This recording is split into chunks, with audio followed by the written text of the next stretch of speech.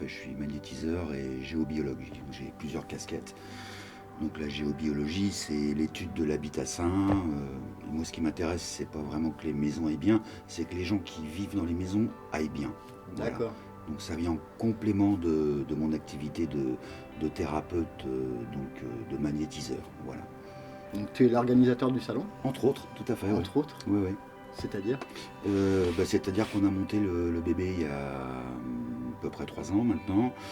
Et c'était donc la deuxième édition de ce salon Sixième Sens qu'on a organisé à Séné. Donc du coup, on a pu rencontrer beaucoup de praticiens de tout style. Que ça aille de la voyance, la médiumnité, des soins. Tout à fait. Tu peux nous parler un peu de tout Alors, ça? j'essaye vraiment de proposer un panel vraiment très large de tout ce qu'on peut voir sur les médias, la télé, etc. etc. Donc, dans les médecines, ça va de l'hypnothérapie au reiki, à la réflexo.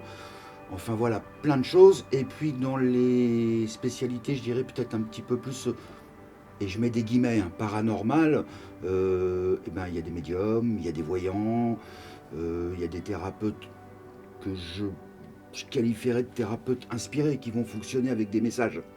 Les gens qui vont participer, parce qu'ils sont acteurs du salon également, au travers des conférences. On devait en avoir 22 là cette année. Ils peuvent échanger, poser des questions, rebondir sur des thématiques. Et moi, ce qui m'intéresse, c'est que ces gens-là repartent avec une idée vraiment plus précise de telle ou telle thérapie, avec des mots qui vont vraiment peser juste. Il y a des gens honnêtes, sérieux, sincères, passionnants, passionnés, altruistes. Et c'est vraiment ces gens-là, ces personnes-là que je veux mettre en avant au travers des salons. Voyance, médiumnité. Pour nous, c'est la même chose, mais il y a une différence. Alors, il y a une différence entre la voyance et la médiumnité, mais la frontière est quand même floue, parce qu'il faut savoir que le voyant va se servir de son ressenti et de ses visions, soit en clairaudience, soit en clairvision, sur automatique. Et puis il y en a plein d'autres. Il y a les mares de café, il y a les lignes de la main, etc. Et donc c'est des supports qui vont vous amener en fin de compte à un état de médiumnité qui va vous permettre d'avoir des informations. Je me définis pas du tout en tant que voyant, puisque je n'ai pas ces capacités-là.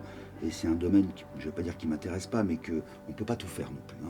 Donc j'ai moi-même certaines capacités médiumniques.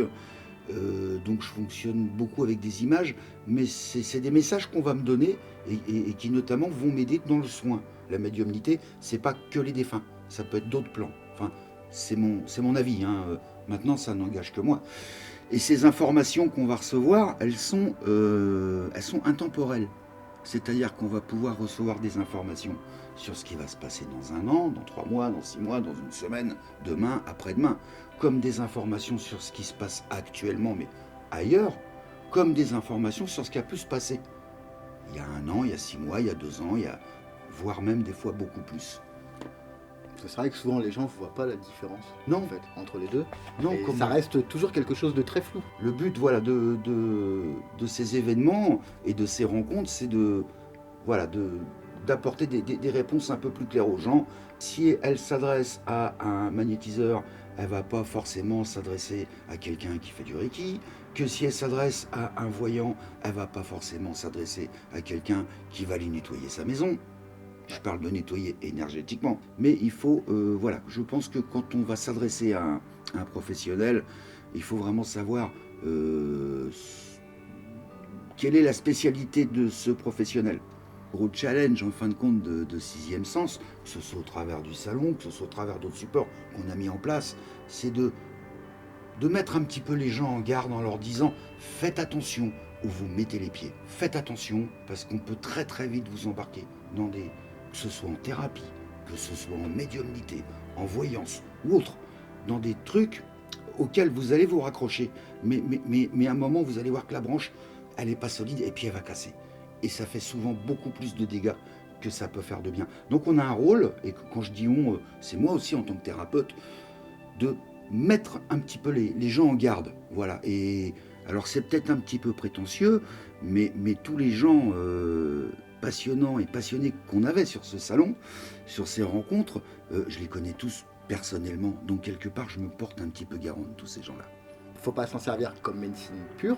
C'est Exactement. un complément Exactement. où on va alléger une souffrance, Tout à fait. mais en aucun cas on pourra guérir d'une maladie grâce à ça. Juste aider à se sentir mieux. Je me positionne comme étant un auxiliaire de la médecine traditionnelle. J'ai pas la prétention de guérir des maladies dites incurables. Et c'est aussi des pièges dans lesquels il faut pas tomber.